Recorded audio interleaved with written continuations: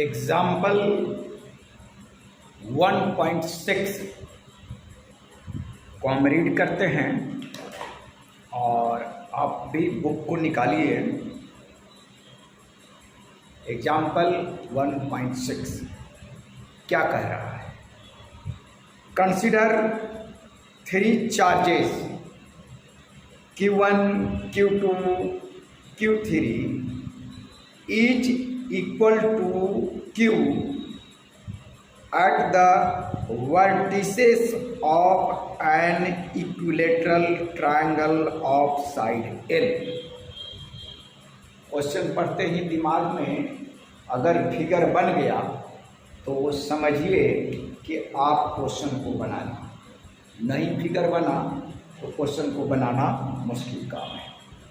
बस दिमाग में, ब्रेन में उसका मैप तैयार होना चाहिए। क्वेश्चन में कह रहा है कि कंसीडर, मान लिया जाए ए आपका एक ट्रायंगल है, राइट।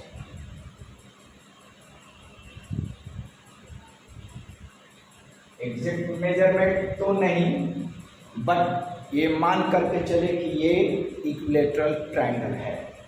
करीब करीब साइड आपको इक्वल दिख रहा है और इस क्वेश्चन में मेंशन किया है, फिगर दिया है कि फिगर 1.9 ये फिगर है, फिगर 1.9, राइट। और एग्जाम्पल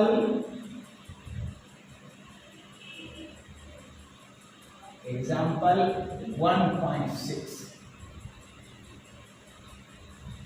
इस एग्जाम्पल को जब आप बनाएंगे, पढ़ेंगे, पूरा 11th क्लास का आपको फ्री बॉडी डायग्राम और वेक्टर इसमें पूरा यूज है। अब देखिएगा हम कैसे यूज करते हैं। ये फिगर दिया हुआ है ABC, यहाँ पॉइंट है A, this is vertex 1, this is vertex 2, B and C, right. और आगे क्या कह रहा है? हाँ, इस सारे पर यहाँ चार्ज है Q1 equal to Q, right, Q2 equal to Q and here Q3 equal to Q, right। ये चार्जेस हैं, all charges Q1, Q2 and Q3। ये इसका magnitude and sign all are equal, same, right. अब ये कह रहा है what is the force on a charge capital Q, ठीक, राइट। ब्रैकेट में लिखा है with the same sign as Q, right. अब ये लेकिन आगे और पढ़ना बाकी है। क्या है?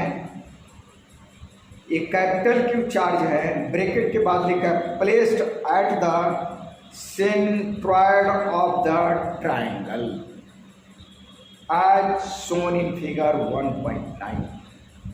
ये क्वेश्चन को हमने पढ़ लिया।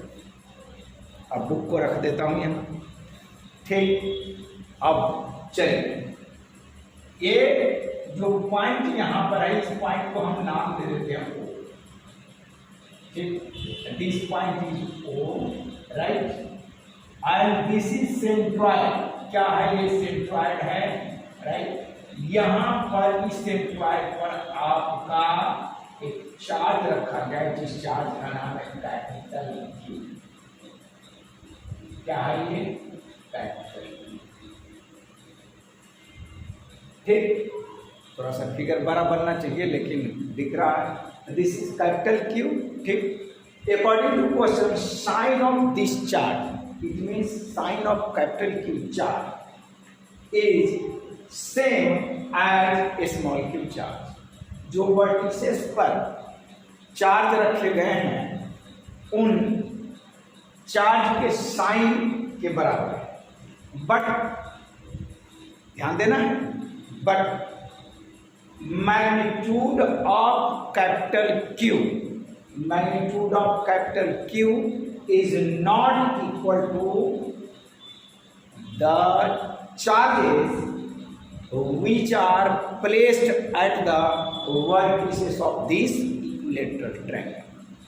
गिवन है आपका इक्विलेटरल ट्रायंगल का साइड आपका क्या है, अगर यहां से एल मान लो, all sides are equal because this is equilateral triangle, right.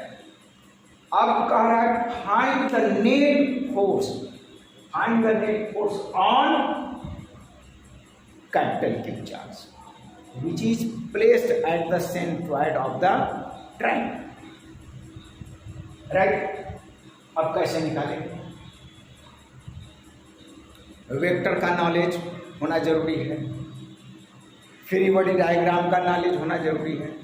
यहाँ फ्री बॉडी तो उतना काम नहीं करेगा, इस क्वेश्चन में फ्री बॉडी डायग्राम की जरूरत नहीं है, बट वेक्टर का कंप्लीट नॉलेज होना जरूरी है।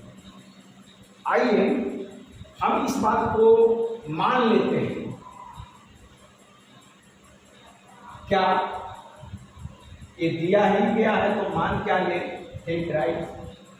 गिवन है आपका, गिवन क्या दिया हुआ है, Q1 equal to Q2 equal to Q3 equal to, right.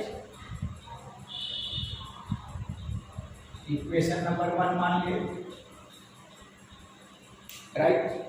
सभी प्लेस्ड है वर्टिसेस पर, राइट। एंड एक बात हमें ध्यान रखना है, क्या ध्यान रखना है मेरे बच्चों, ध्यान ये रखना है कि जहां पर आपको फोर्स फाइंड आउट करना है वहां का डिस्टेंस तो आपको जानकारी होनी चाहिए कूलम्ब्स लॉ के हिसाब से। तो आइए हम इसको मान लेते हैं, इसको मिलाते हैं ऐसे, इसको मिलाते हैं ऐसे और इसको मिलाते हैं ऐसे, बात क्लियर हो गई। अब you have to find the net force on this charge, capital Q charge, which is placed at the centroid of equilateral triangle, right? Clear हो गया। अब आपको पता लगाना है OA distance, OB distance and OC distance कितना होगा, right. बात को समझिए। आइए हम इसको अगर आगे प्रोसीड करते हैं, राइट, आगे प्रोसीड करते हैं, AO को आगे प्रोसीड किया at point D which is placed, D is the point, clear, of side BC। Similarly हम BO को भी प्रोसीड कर सकते हैं, CO को भी प्रोसीड कर सकते हैं। तो आइए हम थोड़ी सी बात कंस्ट्रक्शन ही कर लेते हैं। क्या कंस्ट्रक्शन, कंस्ट्रक्शन क्या कर, एक ही कंस्ट्रक्शन कर लेते हैं।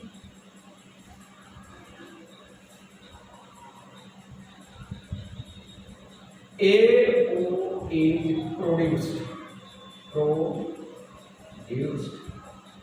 at point B with a line on side BC,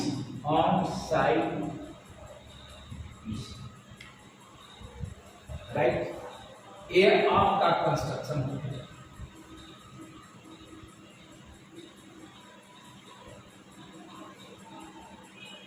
अब सेंट्रॉयड जो है वो होता क्या है? What is centroid? अभी का जो सिलेबस है छोटा कर दिया गया है। 9th क्लास में ये थ्योरम था और हम लोगों के समय में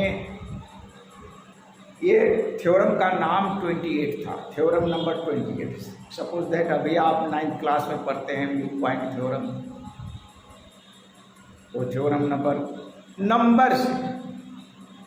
तो जो लोग 95 में, 97 में, 90 में, 1990, 1980, 85 उस समय के जो स्टूडेंट रहे हैं और उस समय जो मैट्रिकुलेशन किए तो 10th जो पास किए निश्चित तौर पर ये थ्योरम पढ़े होंगे। और इसमें जो ये एडी है, एडी या 2:1 रेशियो में डिवाइड होता है, 2:1 रेशियो में डिवाइड होता है। और आपको फाइंड आउट करना है BO, CO, AO। तो 2:1 जो थ्योरम है उससे भी आप इस BO साइड को निकाल सकते हैं, CO साइड को निकाल सकते हैं, ठीक। अदरवाइज आप इक्विलैटरल ट्रायंगल की प्रॉपर्टी लगा सकते हैं। तो प्रॉपर्टी क्या लगाएंगे, बात को समझिए। ये जो BO है, CO है, ध्यान से सुनिएगा, BO, CO एंड AO ये क्या है? Angle bisectors, all R angle bisectors. क्या है? Angle bisectors. तो यहां ध्यान रखिए, ये बात आपको लिखना पड़ेगा। तो ABC कितना है? 60 डिग्री। Angle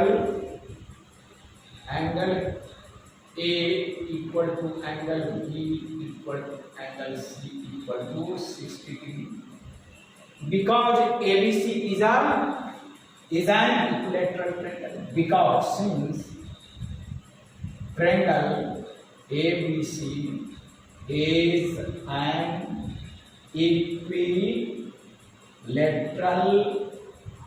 triangle, equilateral. और इक्विलैटरल ट्रायंगल की एक खास प्रॉपर्टी है कि उसका ईच एंगल क्या होगा? Each interior angle. ये इंटीरियर है, दिस इज इंटीरियर, ये भी आपका इंटीरियर है, ये भी इंटीरियर है। तो हम जो एंगल सम प्रॉपर्टी पढ़ते हैं 9th क्लास में, उसमें एक बात लिखा है, सिर्फ एंगल सम प्रॉपर्टी की तीनों एंगल का, ऑल एंगल्स का सम ऑफ ऑल एंगल्स क्या है? 100। लेकिन नहीं, सम ऑफ ऑल इंटीरियर एंगल। वहां NCERT किताब ने इंटीरियर एंगल लिखना छोड़ दिया, इंटीरियर नहीं लिखा है, इंटीरियर होना चाहिए, राइट। चलिए, NCERT पर तो ऑब्जेक्शन करना मुश्किल है, लेकिन NCERT में भी कहीं कहीं आंसर गलत है। आइए, तो अब आपको ये 9th क्लास में पढ़े होइएगा, ये इक्विलैटरल ट्रायंगल में ये BO, CO, AO क्या है? बाइसेक्टर है। मैं कोई एक बात लिख देता हूं, since BO, right, BO is an angle bisector of angle B, right. हम इसी तरीके से similarly CO is angle bisector of C and AO is angle bisector of A। थोड़ी 9th क्लास की ज्योमेट्री की जानकारी होना जरूरी। ज्योमेट्री और फिजिक्स में बड़ा गहरा रिलेशन, और बच्चे जब 9th क्लास में आता है तो उसे फिजिक्स समझ में नहीं आती, राइट। लोअर क्लास के लिए मैंने एक चैनल बनाया है, education web. Education web type कीजिएगा, सुरेंद्र एजुकेशन वेब, बहुत सारे चैनल हैं, उसमें मेरा चैनल होगा, मेरा तस्वीर लगा होगा, मेरी फिगर लगी होगी, उसको आप चेक कीजिए। तो आइए अब इस बात को समझे कि BO is an angle bisector of angle B, and therefore angle क्या भाई, angle ABO,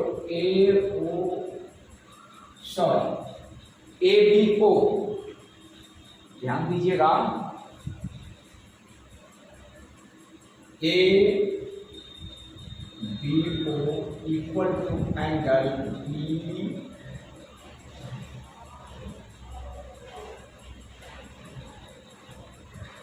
equal to angle DBO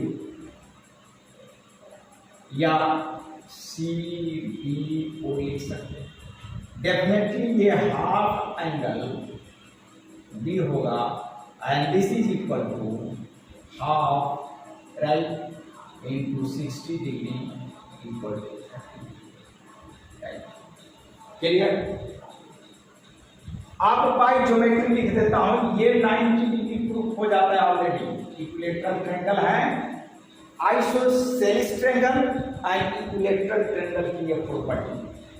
तो बाई ज्योमेट्री सीधा लिखेंगे, by geometry,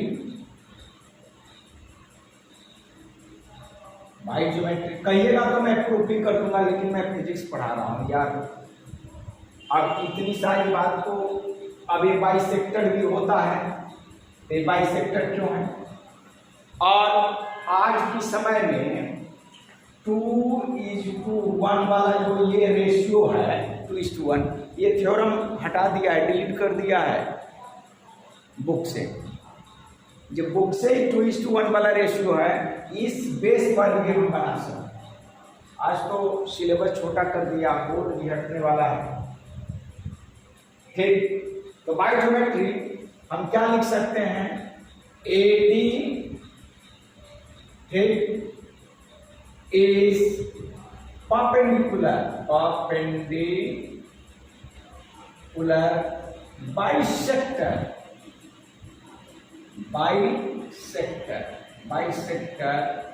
of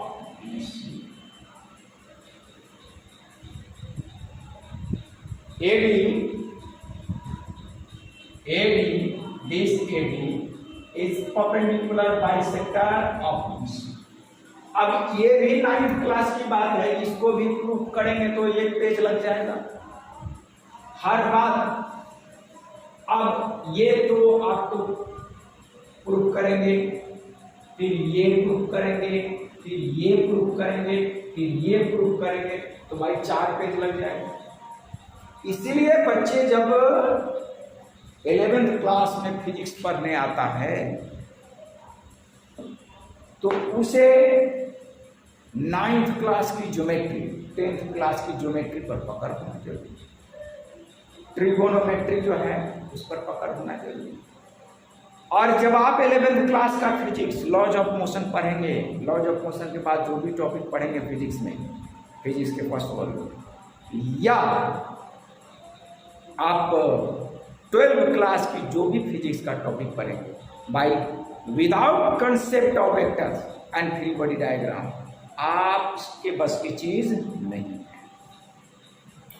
perpendicular bisector, AD आपका परपेंडिकुलर बाइसेक्टर है, एंड देयरफॉर आप लिख सकते हैं BD equal to DC equal to half BC, right, and AD perpendicular BC।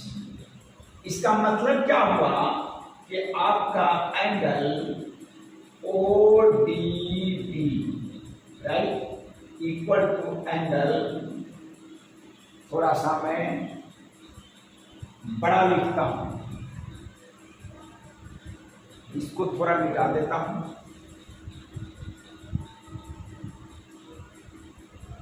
Angle ODB, हम एक ही एंगल लिख दे तो काम चल जाएगा। ऐसे आपका ODC इक्वल टू 90, राइट। चलिए इस साइड को मैं थोड़ा सा यहां लिख देता हूं,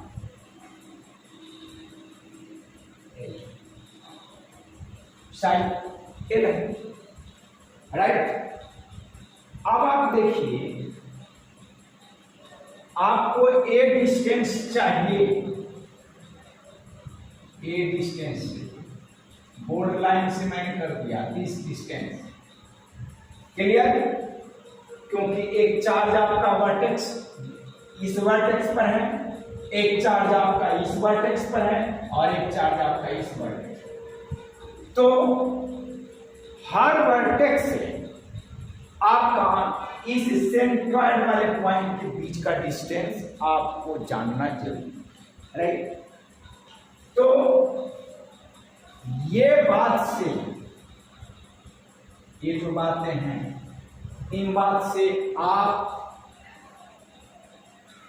ये देखिए भाई, ये 30 डिग्री होगा, जो मैंने लिख दिया है कहीं, ये लिख दिया है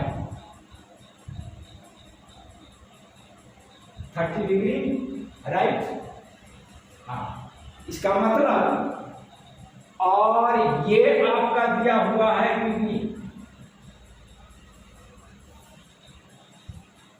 BD, right. Half BC, and BC का वैल्यू कितना होगा L, राइट। तो हम क्या यूज कर ले भाई, ये हमारा बेस बन गया, और ये क्या बन गया, hypotenuse, right. So relation between B and H, base and hypotenuse, क्या लिखेंगे भाई, आप लिखेंगे कॉस,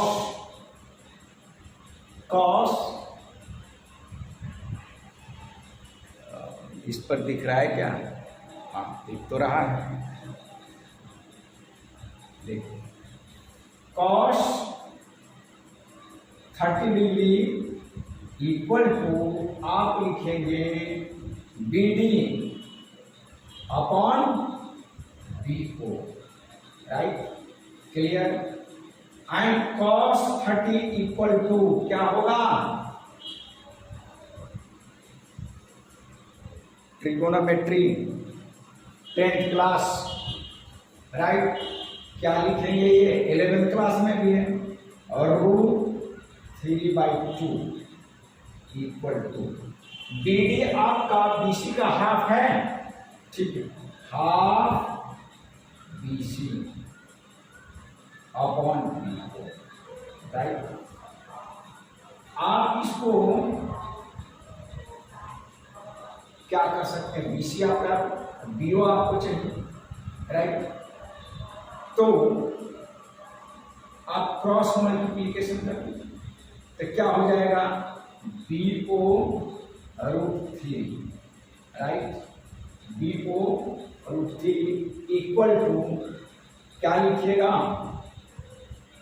हाफ BC इंटू 2 से 2 कैंसिल हो गया, राइट। एंड देयरफॉर बोर्ड पर दिख रहा है, हाँ चलिए, और BO equal to BC upon √3, right. And the value of BC is what, L upon √3। ये बात समझ में आई, इसको इक्वेशन 2 मान, राइट। इतनी बात तो समझ में आ गई। अब नाउ बाय ज्योमेट्री क्या आप कहेंगे, and BO equal to CO equal to AO, right? And this is equal to L upon root, right? इसको रहने दीजिए, इसी को इक्वेशन 2 मान, राइट? अब हमारे लिए काम आसान है, बीओ पता चल गया and BO equal to CO and AO. अब आप कहिएगा ये भी बात आप इक्वल कैसे प्रूव करेंगे? भाई एक बात बताइए, हर बात अगर बराबर प्रूव करते रहूं तो 9th क्लास का ही मुझे मैथमेटिक्स पढ़ाना पड़ेगा। सारे ज्योमेट्री में दिए गए हैं।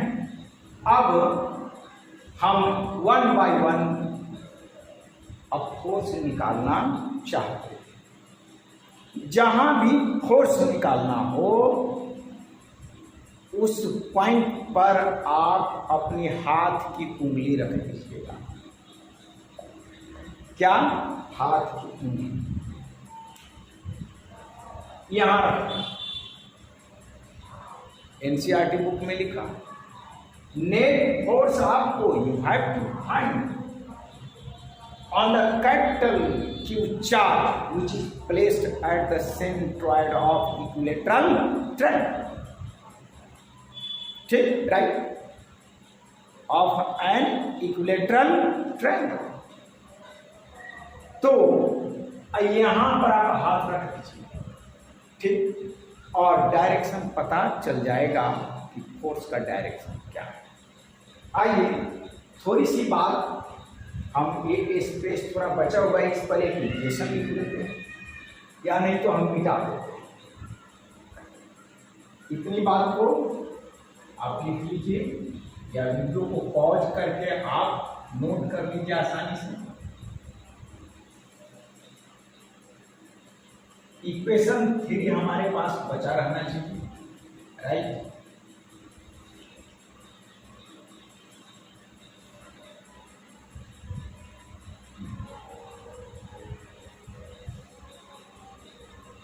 चलिए अब लिखते हैं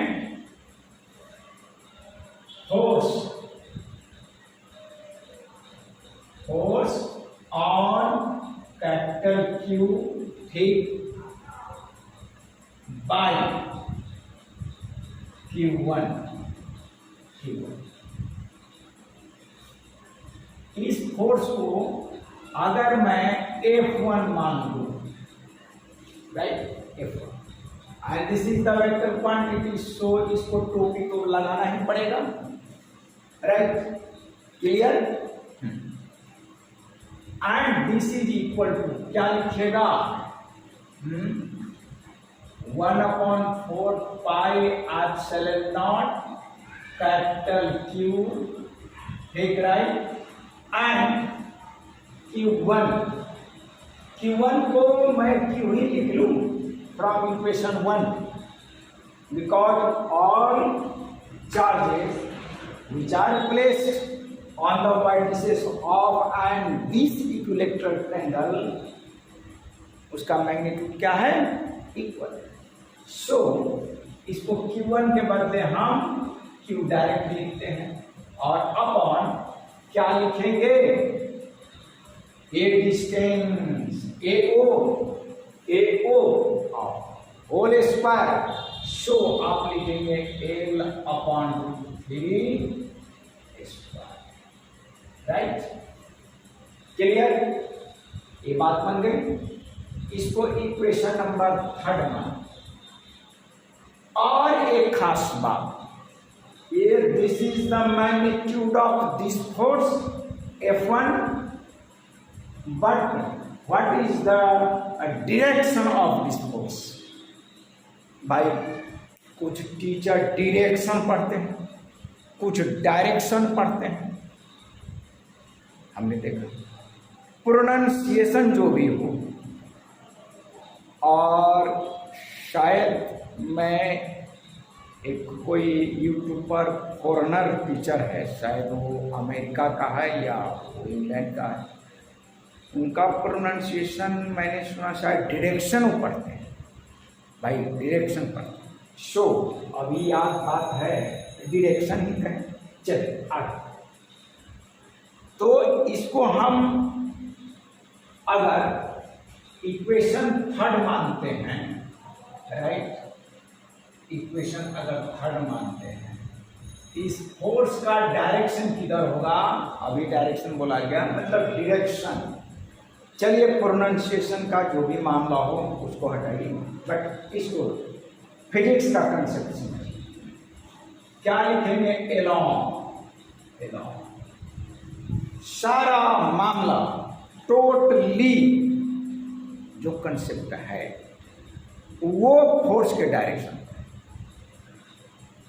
डायरेक्शन अगर आप नहीं पकड़ पा रहे हैं तो आप कूलम्ब्स लॉ का कोई भी numerical question you can't solve, आप सोल्व नहीं कर सकते। तो F1 जो फोर्स है, ध्यान से देखिएगा मैंने क्या लिखा, force on capital Q. Capital Q यहां है on the centroid of this equilateral triangle। तो जहां पर आपको फोर्स निकालना है वहां पर हाथ रख दीजिए, यहां रख दीजिए, और बाई कौन लगा रहा है? बाई कौन लगा रहा है? तो देखिए ये लगा रहा है Q1 बाई Q1। कभी कभी बुक ड्यू टू लिखता है कि ड्यू टू Q1 रहे या बाई Q1 रहे, बहुत हर से नहीं। तो यहां पर हाथ रखिए, and both charges are in same in nature, not same in magnitude according to question. Q1 and small q1 and capital Q both are in same in nature. That is, if this charge is negative, capital Q is also in negative. If a small q is positive, therefore capital Q charge is also positive. Here दोनों को हमने positive लिया है, तो positive ही लेकर आप बना सकते हैं अकॉर्डिंग टू फिगर। जो आपका फिगर 9.1 है उसकी बात वो कर रहा है।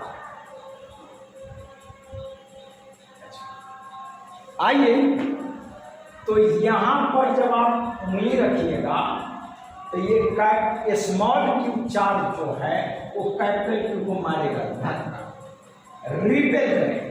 क्या करेगा? रिपेल। सो एलॉन्ग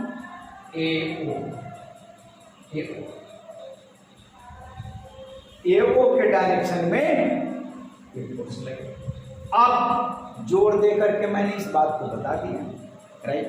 अब दूसरी जो इक्वेशन है हम डायरेक्ट क्या लिखेंगे?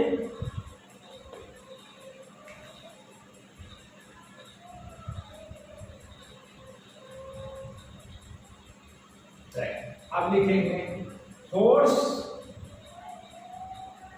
On capital Q by Q। क्या होगा?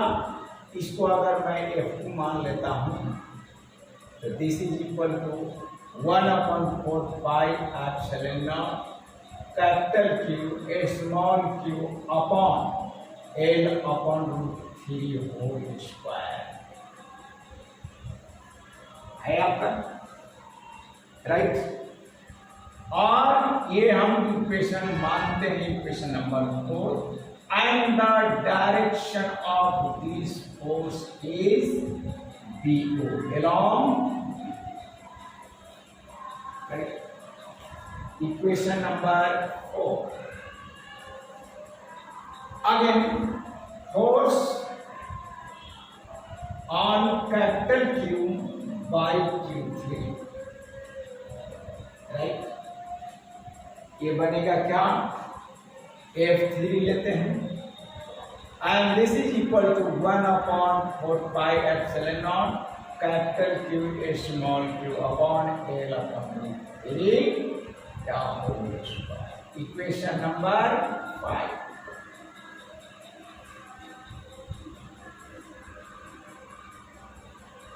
चलिए इसको आप मिटा दीजिए।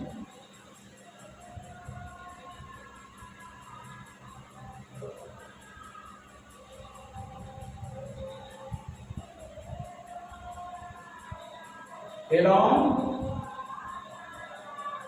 CO, right. अब आप ऑब्जर्व कीजिए फ्रॉम इक्वेशन 3, 4 एंड 5 क्या लिख सकते हैं? F1 equal to F2 equal to F3 in magnitude, और मान लेते हैं लेट दिस भी F, लेट कर लेते हैं A इक्वेशन 6।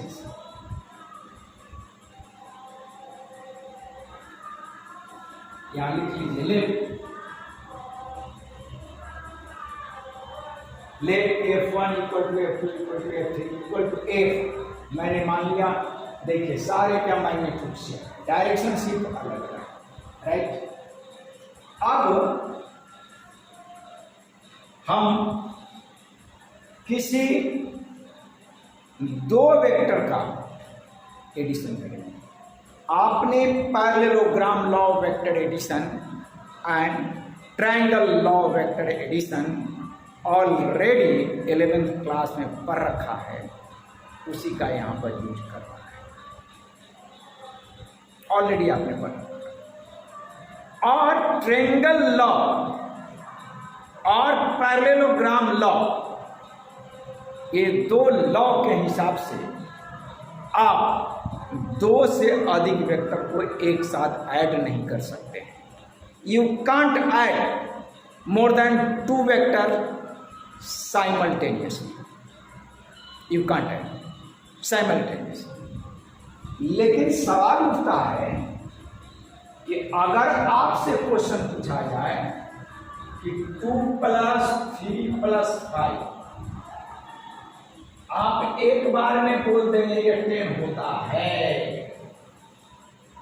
2 + 3 + 5 आप एक ही बार में बोल देंगे क्या कि 10 होता है। लेकिन आप एक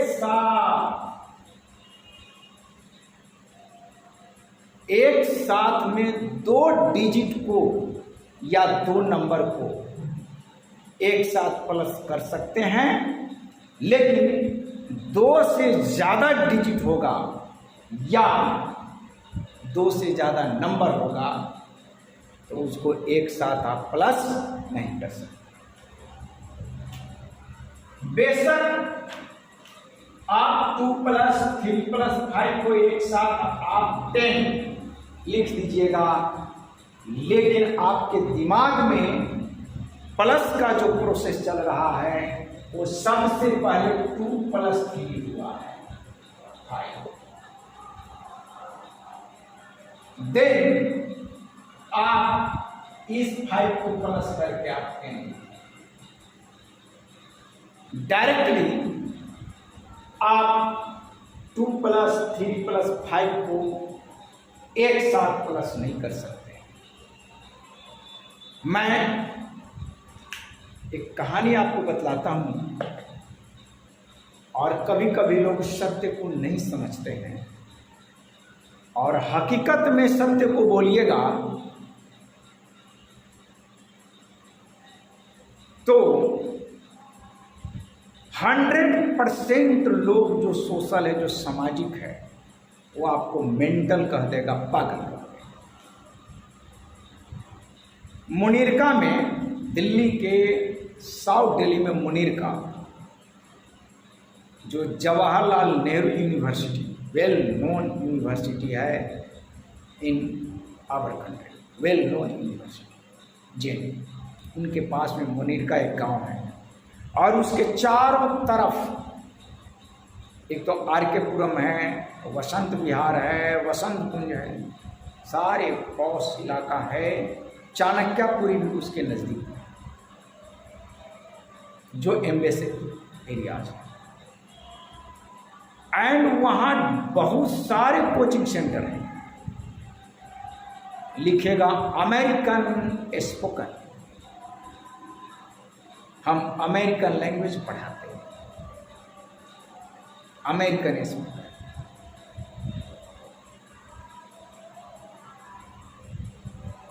ब्रिटिश लिंग्वा, और उसके टीचर कहेंगे कि हमारे यहाँ इंग्लिश वो बोलते हैं, हम इंग्लिश सिखलाते हैं। मैं कई टीचर से बोला कि भाई आप जहाँ बच्चों को इंग्लिश पढ़ाते हैं, अमेरिकन लैंग्वेज पढ़ाते हैं, वो अमेरिकन लैंग्वेज या इंग्लिश नहीं, आप हिंदी ही पढ़ा रहे हैं। हमारे देश में जितने भी मेट्रोपॉलिटन सिटीज हैं, गांव-गांव तक इंग्लिश मीडियम स्कूल खुल गया है। भाई वो जितने भी इंग्लिश मीडियम स्कूल है, उस सब के टीचर हिंदी बोलता है। इसका मतलब ये हुआ कि वो इंग्लिश मीडियम स्कूल नहीं, हिंदी मीडियम ही स्कूल है। अब एज फॉर एग्जाम्पल बात को आप समझिए। सपोज दैट आप किसी फ्रूट सेलर के पास पहुंचे और आप बोलते हैं please give me 1 kg Apple, या उसको आप कहते हैं प्लीज गिव मी 1 डजन बनाना। आप उसे कहते हैं please give me 1 kg mango. बेशक आप इंग्लिश बोल रहे हैं, बट आपके दिमाग में हिंदी है कि कृपया 1 kg एप्पल दे दीजिए, कृपया 1 दर्जन बनाना दे दीजिए, केला दे दीजिए, केला बनाना, कृपया 1 आप केजी आम दे दीजिए। जो ही आपने मैंगो कहा, आपके दिमाग में आम बैठा। तो हमारे देश में जिसका डोमेस्टिक लैंग्वेज हिंदी है, राइट, वह इंग्लिश बोल करके भी इंग्लिश नहीं बोल पा रहा है, वह हिंदी ही बोल रहा है। इसलिए हमारे देश में जितने भी टीचर हैं और उसके घर का माहौल, अगर डोमेस्टिक लैंग्वेज हिंदी है, घर में हिंदी भाषा बोली जाती है, तो बेशक वह इंग्लिश बोलता हो, लेकिन वह हिंदी ही अंदर से बोल रहा है। तो बातों को समझिए कि आपको 2 से अधिक जो डिजिट्स हैं, आप उसको एक साथ प्लस नहीं कर सकते। बेशक 2 + 3 + 5 को आप 10 लिख दीजिए एक ही बार में, लेकिन अंदर से आप 2 के बाद 3 को प्लस किए हैं, फिर 5 को प्लस किए हैं अंदर के बाद, यानी 2 स्टेप में आप 10 लिख रहे हैं, जबकि आप एक ही बार में लिख दे रहे हैं 10। ये आपकी मिस्टेक है, गलत है। सो वेक्टर जब पैरेललोग्राम लॉ या ट्रायंगल लॉ जो पढ़ाया गया, तो उसमें एक फार्मूला है, उसमें 2 वेक्टर को एक साथ ऐड करके बताया गया। जैसे आप डिजिट को 2 को पहले प्लस करते हैं, देन आगे आप प्रोसीड होते हैं, आगे बढ़ते हैं। तो triangle law and parallelogram law ये कहता है कि आप 2 से ज्यादा वेक्टर को एक साथ ऐड नहीं कर सकते। But here there are 3 forces, F1, F2, F3, and all these forces acting on this capital Q charge, which is placed at the centroid of this equilateral triangle, right? तो बात को गहराई से विचार कीजिए कि आपके पास 3 वेक्टर हैं, तो ट्रायंगल लॉ बारी बारी से लगाना पड़ेगा। आइए अब हम लिखते हैं, कोई इसमें से 2 वेक्टर को पहले सेलेक्ट कर लें। This clear? Now resultant of force F1 and force F2, right. इसको मान के इसका रिजल्टेंट निकालते हैं।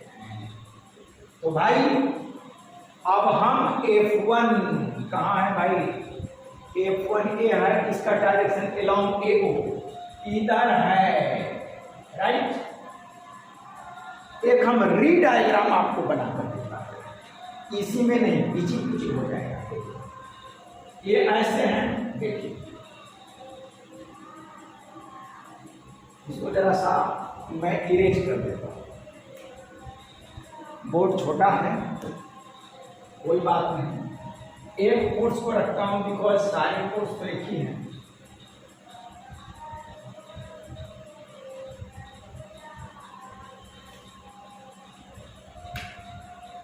सारे कोर्स को एक मान लिए हैं, इसको भी हटा देता हूं, राइट। चलो आगे अब हम लिखेंगे रिजल्टेंट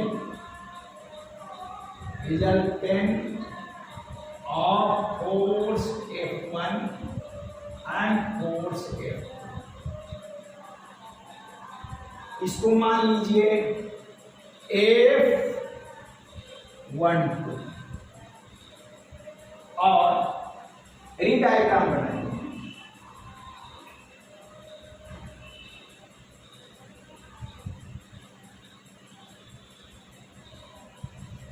बात को समझिए, एस सेंट्रॉइड है, यही capital Q chart A B C। री डायग्राम बनाना है।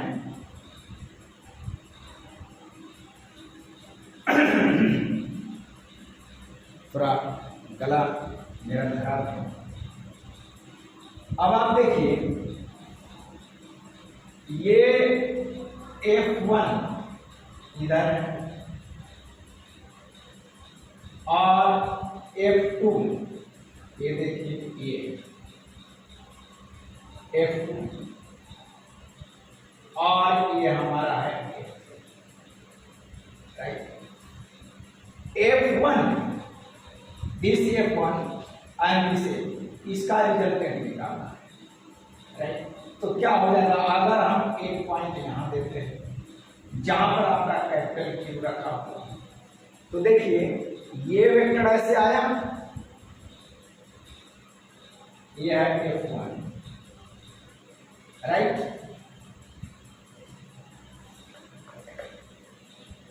कई डायग्राम बनेगा, ये है हमारा F1, राइट। और यहां से देखिए ये आपका हो जाएगा F।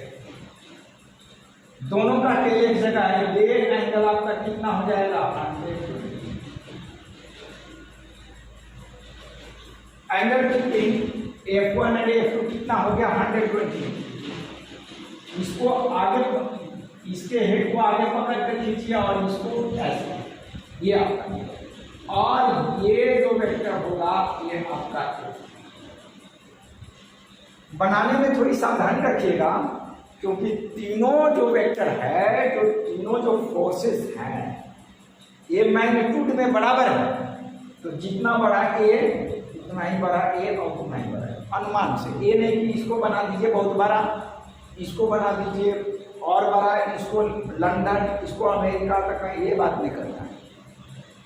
ऑल फोर्सेस जो है वो मैग्नीट्यूड में सेम है, ठीक।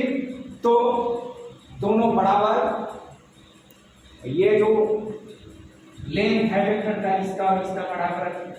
ये 120 कैसे आएगा, ये ज्योमेट्री से आपको समझना पड़ेगा। देखिए ये है और एक ऐसे है और एक इसमें पीछे पीछे हो जाएगा, इसमें है ना, बना दीजिएगा। ये आपका ये वाला एंगल निकालना है, ये वाले एंगल, ये 120 आएगा, ज्योमेट्री से निकालिएगा। 9th क्लास की ज्योमेट्री पढ़िएगा, उसी से आपको सारा बात पता चल जाएगा, राइट। अब हम इसको लिखेंगे क्या, square plus F2 square plus 2F1 F2 cos 120 आए रूट अंडर। यही ना ट्रायंगल लॉ का आपने फॉर्मूला पढ़ा है। बोर्ड पर देखते रहना पड़ता है कि क्या लिखा जा रहा है। ठीक, राइट। और ये सारे फोर्स बराबर हैं। क्लियर? देयरफॉर आप इसको क्या लिखेंगे? F स्क्वायर प्लस क्या लिखेंगे? 2F into F square into minus half.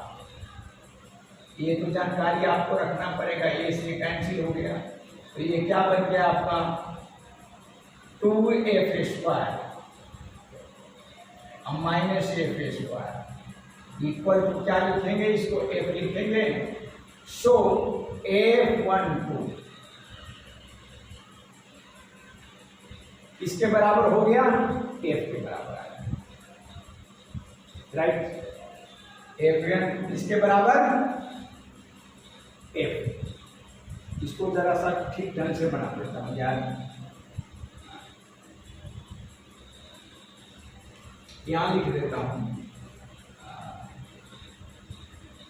F12 equal to, अब डायरेक्ट लिख सकते हैं इसको, क्या है? 2F square minus F square और रूट अंडर करेंगे तो क्या मिलेगा आपका? F मिलेगा। राइट? तो अब F1 और F2 के बीच, F1 और F2 का अब हमें क्या निकालना है? रिजल्टेंट। आपने देखा F1 प्लस F2, तो वेक्टर एडिशन भूलिएगा मत। वेक्टर एडिशन भूल गए तो बातें आपसे नहीं होगी। यहां पर मैंने F1 प्लस F2 लिखा है, तो ये आप ऐसे ठीक है, यही आपका F2 है। ठीक है, तो इसको मिलाइएगा तो ये आपका फिगर आपका नीचे हो गया। ये देखिए, ये वाली ये है। ठीक ढंग से बना देता हूं, नहीं तो आप समझ ही नहीं पाएंगे। इसको देखिए, इसको हम यहां ला रहे हैं। F1 देखिए, यहां पर मैं बनाता हूं। ये आपका है F1, ध्यान से देखिएगा। दिस इज F1, इस साइड लिखता हूं। ये है F1 और ये है आपका F2। देखिएगा, इसके हिसाब से F1 प्लस F2 है, तो वेक्टर F1 के हेड पर F2 को रखेंगे। देखिए, ये बन गया। ये है आपका F2। पैरेललोग्राम लो है, और इसको थोड़ा और बड़ा कर दीजिए। ठीक है, तो ये जो आपका यहां से है, यही ना आपका F12 बन गया। जरा इसे विचार कीजिए। एनसीईआरटी बुक में एक ही फिगर में सारी बात को समझा दिया है। ये आपका addition of F1 and F2 and this is the resultant. तो ये बार आपका रिजल्टेंट गुजर रहा है। तो देखिए, यहां से ये, तो ये तो मैग्नीट्यूड हो गया। ठीक, और डायरेक्शन कैसे निकालते? तो डायरेक्शन निकालने के लिए tan अल्फा लेट हम करते हैं कि F1 के साथ ये अल्फा एंगल बनाया। राइट? डायरेक्शन पर ध्यान दीजिएगा, यहां पर इंपॉर्टेंट बात है। लेट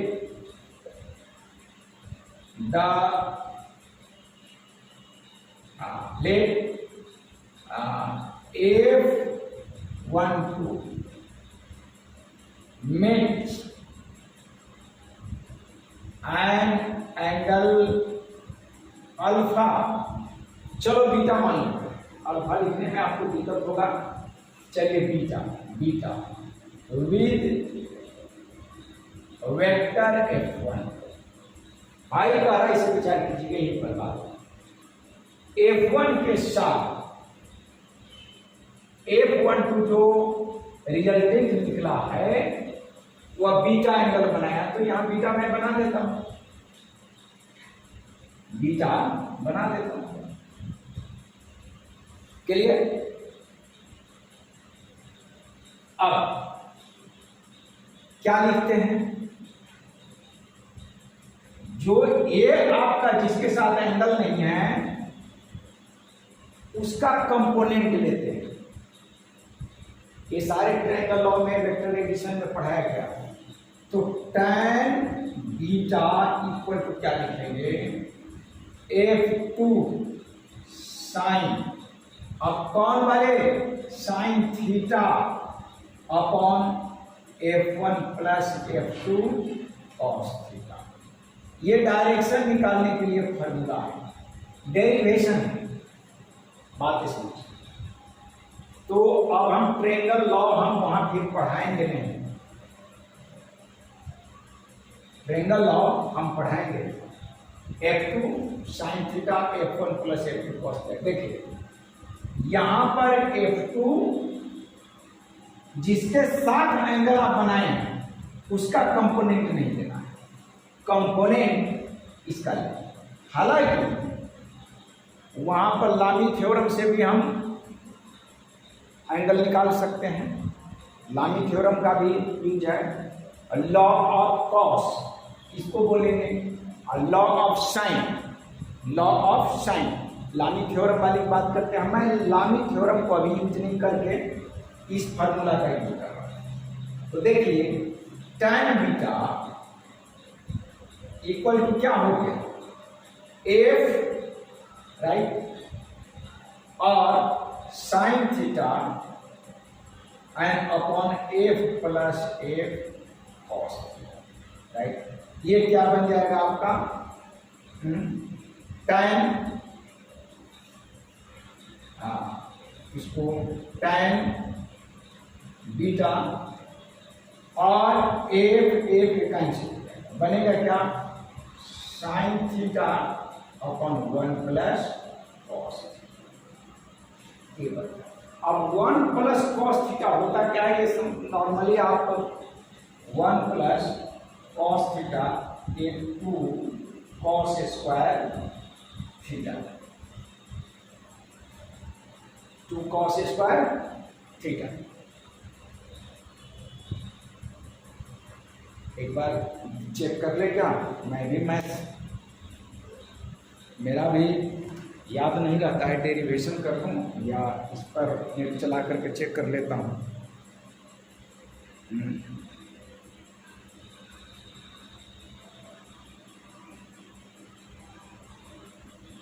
थोड़ा नेट इसका BSNL का स्लो चलता है, चेक कर लेता हूँ भाई मोबाइल से, मुझे याद नहीं रहता है क्योंकि हर बात को डेरिवेशन हम करें क्या मुश्किल होता है। कहाँ गया गूगल भाई,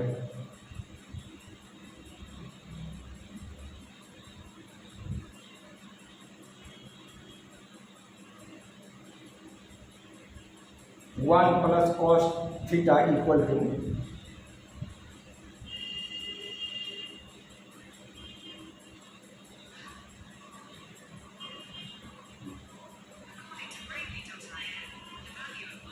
ये जो है 1 plus cos theta right equal to हो रहा है, यहाँ पर एफ जो काटे हैं इसको कॉमन ले लीजिएगा तो 1 प्लस कॉस थीटा बनेगा। यार मैं गलत लिख रहा था ना, मैं बताया ना कि मैं भाई भुलक्कर आदमी हूँ। अब इस फार्मूला को डेरिवेशन करना तो 1 मिनट में मैंने मोबाइल से देखा है, तो ये बन रहा है 1 plus cos 2 theta equal to 2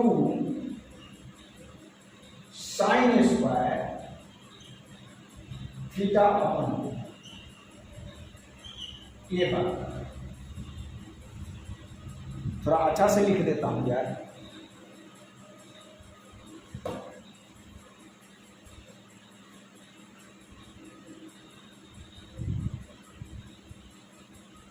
1 plus cos theta equal to sine square theta, ये फर्क है, राइट। तो आप साइन थीटा के बदले, चलिए इसको थोड़ा सा मैं इरेज कर देता हूं।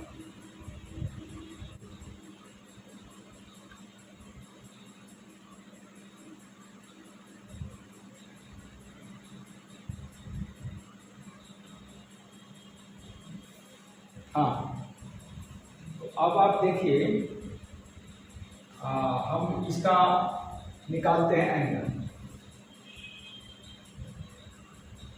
Angle between F1 and F1, ठीक, राइट। इसको अगर हम tan अल्फा मानते हैं, tan बीटा,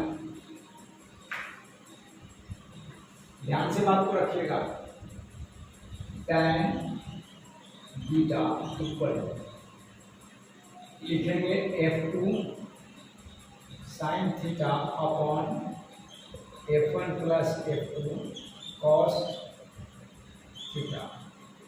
ये आप triangle law of vector addition में पढ़े होंगे। थोड़ा सा साइनिंग कम लग रहा है क्या? ठीक है। तो tan बीटा इक्वल, अब ये सारे तो कैंसिल हो जाएंगे, F1 F2 ये सारे बराबर है, तो sine theta upon 1 plus cos theta है, राइट। इसको आप लिखेंगे sine 120 upon 1 plus cos 100। Angle between two vector कितना है यहाँ? 120 है। तो tan बीटा, अब इसका value √3/2 and whole divided by 1 plus, और ये माइनस हाफ, राइट। इसको सॉल्व कीजिएगा तो tan बीटा इक्वल टू आपका आ जाएगा √3, और इसको आप tan 60 डिग्री लिख सकते हैं, tan कैंसिल, देयरफॉर बीटा आपका बन गया 60। भाई इस बात को समझिए, एंगल अब ये समझिए, ये आपका 60 डिग्री हो गया, राइट। यही पर बात आपको पकड़ना है, ये एंगल आपका ये 60 डिग्री हो गया, और F3 आपका यहां से ऐसे, F3 यहां से ऐसे ऐसे F3। बात को समझिए। अब हमारे पास ये दोनों कैंसिल हो गया, अब एक ये बचा और एक ये बचा। एंगल पकड़िएगा, एंगल अगर भूल गए तो मिस्टेक, ये 60 डिग्री है और ये आपका 120 है। बात को समझिएगा, 120 है। तो एक बार और आपका वेक्टर का फार्मूला लगाना पड़ेगा।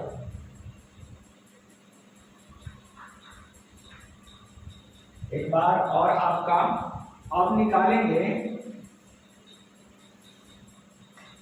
देखिए यहां आप निकालेंगे resultant of F3 vector and F1। देखिए यहां पर दोनों के बीच का,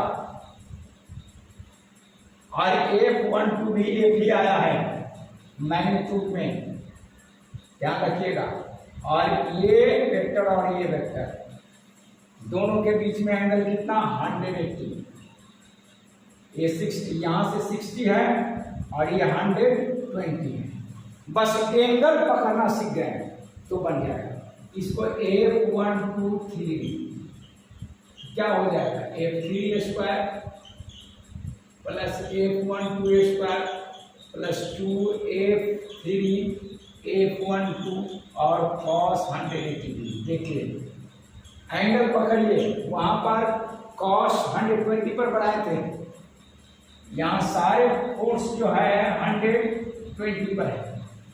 राइट, और ये भी एफ है, F square plus F into F square, और 2 तो है यहाँ, और ये माइनस 1, कितना बन गया 2f स्क्वायर और माइनस 2f स्क्वायर, कितना बन गया जी। सो therefore net force on capital Q is 0। इस प्रॉब्लम में, इस क्वेश्चन में सिर्फ मुझे परेशानी उठाना है कि री डायग्राम, एक जो वेक्टर दिया गया उसका री डायग्राम आप कैसे बनाएंगे। कई बार डायग्राम बनता है, एनसीईआरटी बुक में तो एक ही डायग्राम से बना दिया है, लेकिन उसका ये डायग्राम, फिर ये डायग्राम, फिर ये डायग्राम, 5-6 डायग्राम बना करके तब ये बात प्रूफ करना पड़ता है, ये बात साबित करना पड़ता है कि इस पर नेट फोर्स एक्टिव है। अब इस पर कई क्वेश्चन आता है, चार्जेस बदल देगा तो फोर्सेस फिर अलग हो जाएगा। इसके आगे एक 1.7 जो एग्जाम्पल है वो भी वेरी इंपॉर्टेंट है, but this example is very important. तो मैं उम्मीद करता हूँ कि वेक्टर को एक बार आप रिमाइंड कीजिए। हमारे इस चैनल पर angle between two vectors, backbone of physics करके जो वेक्टर हम पढ़ाए हुए हैं, डाले हुए हैं, उसको एक बार आप देख लीजिएगा। अब सवाल उठता है कि इस तरीके का क्वेश्चन अगर नीट एग्जाम में आता है तो फ्रैक्शन ऑफ टाइम में हम कैसे बनाएंगे, क्योंकि मेरे पास टाइम बहुत कम होता है। तो नीट एग्जाम में अगर इस तरीके का है तो आपको मन ही मन बहुत सारा कैलकुलेशन करना पड़ेगा। ये जो हम 1-1.5 घंटे का वीडियो आपको बना करके समझाएं, ये तो एडिशन है, अब वेक्टर है, रिजल्टेंट वेक्टर कैसे निकालें। लेकिन इसी तरीके का क्वेश्चन अगर नीट एग्जाम में पूछता है तो उसे बहुत कम समय में हम कैसे बनाएंगे, बहुत कम समय। अब सपोज दैट कि ये इक्विलेटरल ट्रायंगल है, this is an equilateral triangle, ये आपका सेंट्रॉइड है, तो ये आप मन ही मन रखिएगा, ये आपका Q, this is Q, this is Q, ये कैपिटल मन ही मन ये बात को रखना है कि भाई ये फोर्स है, इधर लगेगा, F1 मान लीजिएगा, ठीक, ये फोर्स इधर लगेगा, F2 है। थोड़ा इसको बड़ा बना देते हैं भाई, सिमेट्री भी आपको दिमाग में बात को रखना पड़ेगा। ये F1 है और ये आपका F2। अब आप देखिए, अभी इस दोनों फोर्स के बीच का एंगल 120 है और ये और ए इक्वल इन मैग्नीट्यूड है। ध्यान रखना है कि सिमेट्री से ये और ए तो तीनों बराबर है।